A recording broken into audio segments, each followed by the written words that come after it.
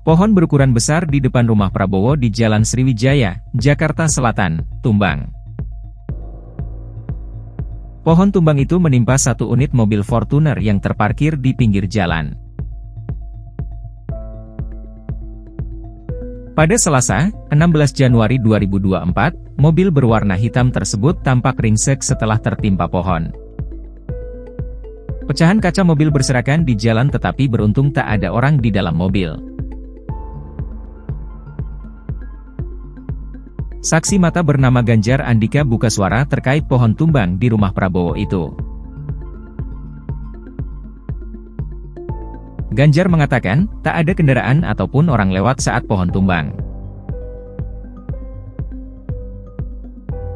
Ia hanya sebut, ada mobil yang lewat sebelum pohon tumbang 10 menit sebelum kejadian.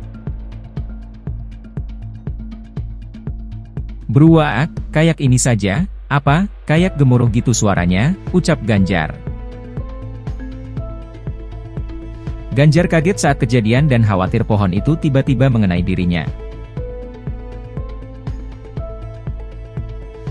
Oh iya kaget itu kaget. Saya mau ini juga takutnya kena saya, kata Ganjar, lagi. Download Tribun X sekarang, menghadirkan lokal menjadi Indonesia.